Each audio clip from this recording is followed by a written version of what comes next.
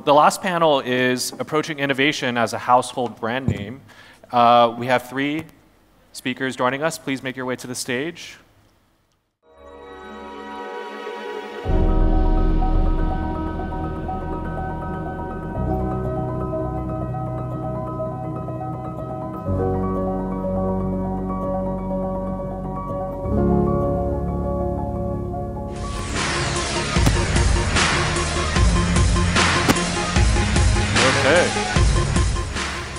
So we got three superstars here on the show, or at the event. The top downloaded podcast of 2022, the guest is here, Michele. Really? Yeah.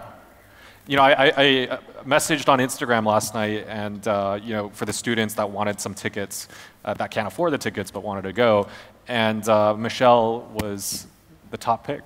So thank you, Michele, for being here. Let's take up the mics here, guys. So we've got three folks here. We got Ranko, good buddy of mine, Chief Commercial Officer of Viglacera. Innovation, I want to hear about it from a tiles and construction company. It's very exciting. Very exciting. Extremely exciting. By the way, Ranko is one of the highest energy people I know, so thank you for being with us, Ranko. My pleasure. Higher Michele? than me. Oh, His energy is higher than mine? yes. Okay. You can't beat Ranko. I mean, Michele, you're definitely up there. CEO of Standard Chartered Bank Vietnam. You've been here almost 2 years. A lot of different things happening, and we'd love to hear from you as well. And of course, Long, he's the CEO and co-founder of Genestory. Very innovation, at least the name Genes, right? You would think, and you know we have him on the panel too because it's a spin-off company of Vingroup, which of course is a household name, but Genestory not so much, but it's finding its way. So yeah, thanks for having me. Fantastic, guys. So let's dive in. Just super quick fire answers from each of you. What does innovation mean at your company, Ranko? Doing things differently. Okay, and Michele? Efficiency, productivity, and having lots of fun doing it. Okay, and Long? Yeah, finding better ways to serve our customers. Fantastic. I'm trying to think what I would say if I defined innovation. I mean, this whole event, I guess. How do you guys approach it? Follow up here, Ranko. Doesn't have to be quick. You can maybe explain a little bit. We approach it in a few different ways. So we are a household name in building materials. Tiles, sanitary, glass, and so on. What we're doing is trying to raise the bar in the Vietnamese market in terms of product selection. What are we doing? Trying to innovate, and basically trying to bring the market up to the level it is in the West, Europe, United States, and so on. By the way, for those that don't know Viglacera, it's not only one of the largest companies in Vietnam in general, but it actually helped rebuild this country after the Correct. war. Viglacera was established in 1974 with the sole purpose of rebuilding Vietnam. Okay. That was in 1974 when we started, only women were working because men were in the army, and they made clay bricks by hand in wooden molds and dried them outside in the sun. Okay. Well, innovation is also resilience in your case. Absolutely. Michele, how about you approaching innovation?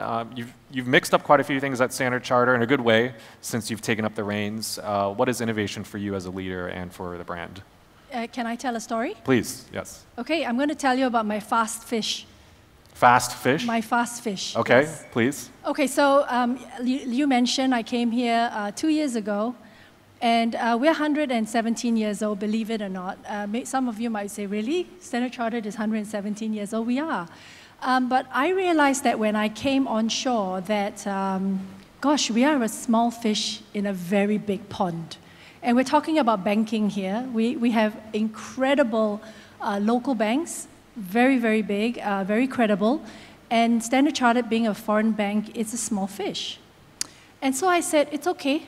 I can be small, I can accept, but I think if I'm fast, nobody will catch me, and I will survive. So I have a fast fish. So I want to be a fast fish.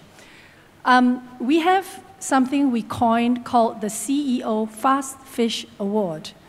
And what this actually is a innovation award. And innovation, we know, it doesn't have to be about the big things. I think every little bit counts, whether it's a process, it's a system, it's delivering products in a new way, or discovering new products and ideas. So I think what the CEO Fast Fish Award does is that every quarter we have a nomination system. it is nominated by anybody in the organization that has seen innovation at work. They put in and submit an innovation. And what the EXCO does, and that's 14 of us, and it's a very involved process because it's a very serious process, we get together and we actually decide the winners of the CEO Fast Fish Award. And that's how we motivate, because I think it's easy for us to tell people, please innovate, right? I think we need to reward and show people what good looks like. So it's been very, very good. Okay. So we love the Fast Fish. Do you give a trophy in the shape of a fish, too? We give them money. Oh. Yes? You're a typical banker right here. Everyone's excited. Okay. No, we give them money. It's not big, but I think it's about the recognition, and we do a big blog, and everybody loves it because their name is there in the billboards. Amazing. And we tell people why they innovated. And it doesn't matter. It can be anything small, individual, or group. Oh, I love that culture. Thank you for that story, Michele. Long, over to you. I mean, Gene's story is as innovative as the name gets, I think, and the business that you do.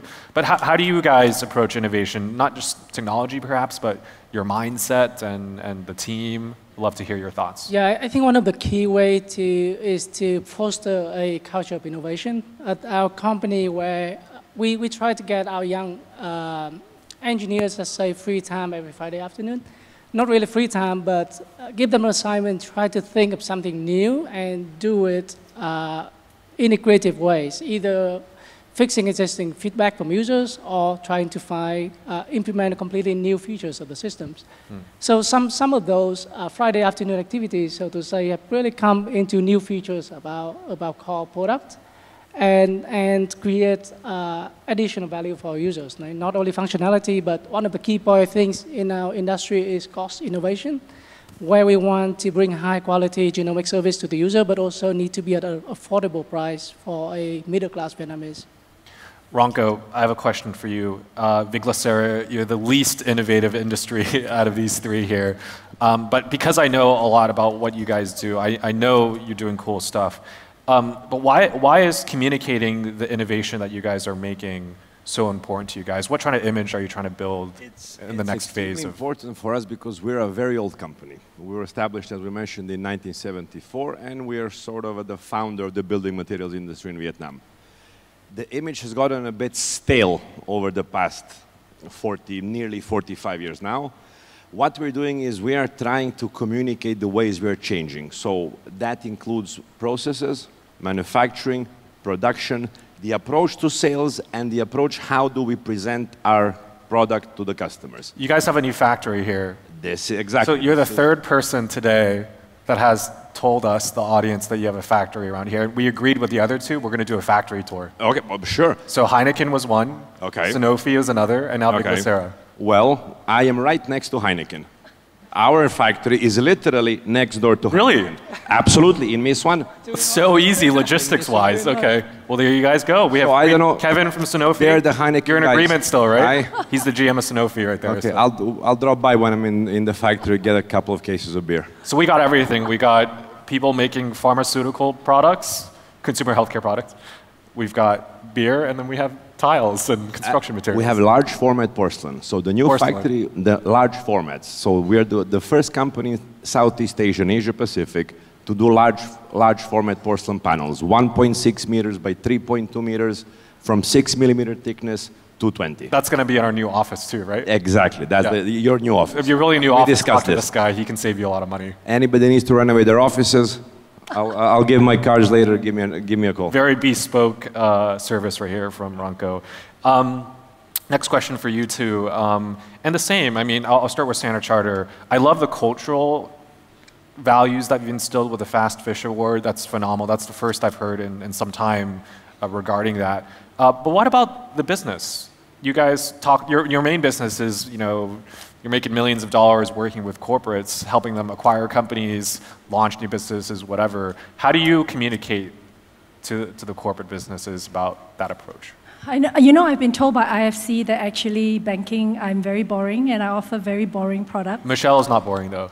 I know for a fact. So I'm glad I'm not the most boring. Why are you looking at me? Why?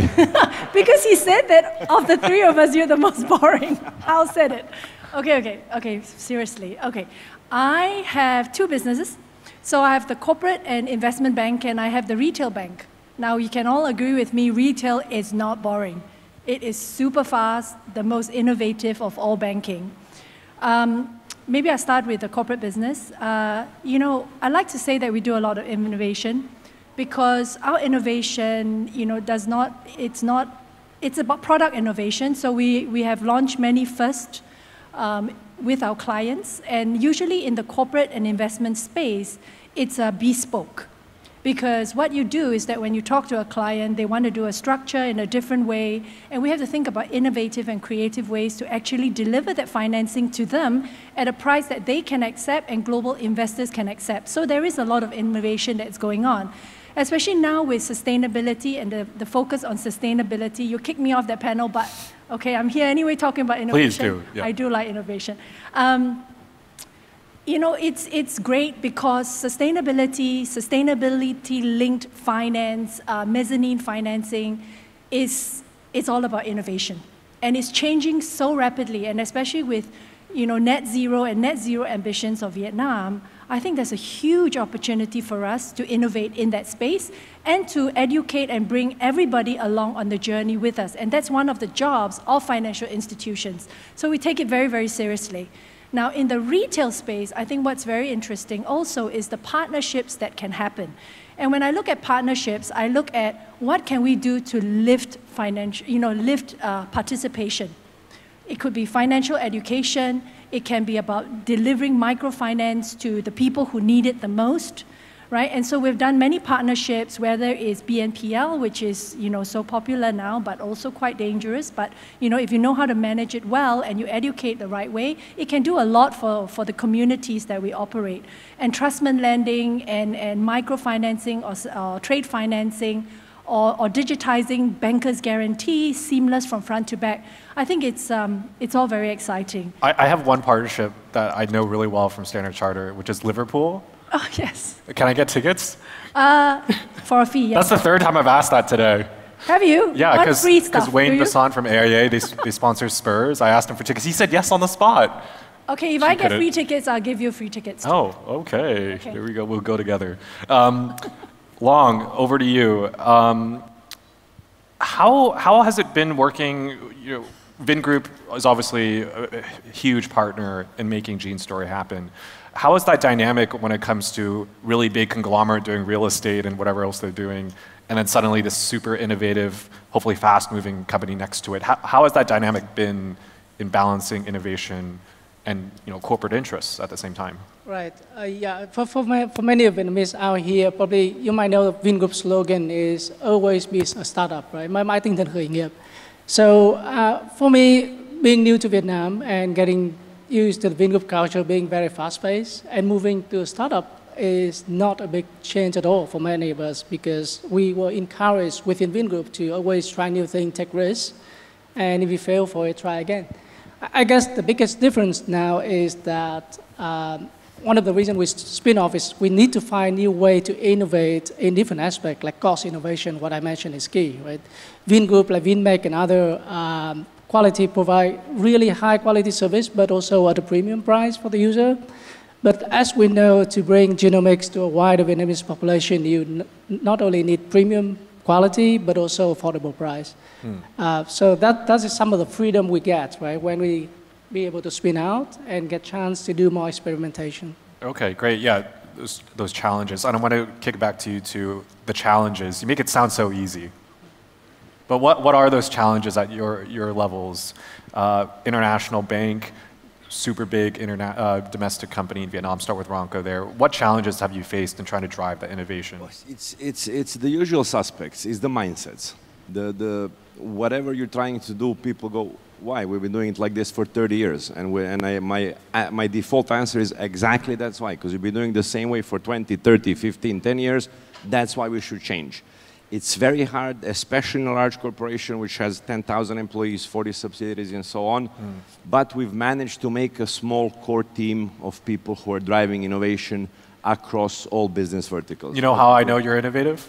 How? Because you sponsored today's summit. Exactly. Thank you, Viglacera. We also do real estate, industrial real estate, manufacturing and so on. So we have a core team at the corporate level driving innovation across all business, all And businesses. you were one of the key drivers initiating. I'm trying. I don't speak Vietnamese. We have And you're the only foreigner at the company. there is one more in NPD. Okay. We hired an Italian guy, Yep. and so the two of us are trying to manage it. But Okay. we are to be perfectly honest, the openness in old state-owned, now private, but it used to be state-owned corporation, is literally amazing because people are open to change and they're willing to change. We just need to approach it in a structured, thoughtful way and make sure that whatever change we do, it will not affect business operations across all verticals. Michele, same question to you. You probably, when you came here with a new mandate, new initiatives, Standard Chartered, it's not a small company. It's pretty big. You've got a lot of people and well, not that many compared to other banks, but smart people, but some of them may have been doubters. What were they thinking, and how did you work around that when you first came into the business? So mindset is correct. Luckily, I think 95% of my population is like 40 and below, and 90 is below 35. So I've got a very young population, so very open, very exponential. All they needed was a bit of education. So we brought in our Standard Chartered Ventures team. We do education. We allocate time. We've got a fantastic, robust online tool that they can use for self-learning, but also, classroom learning. So you have to educate first of all. But I think one thing to highlight is about balance, time, money, and cost.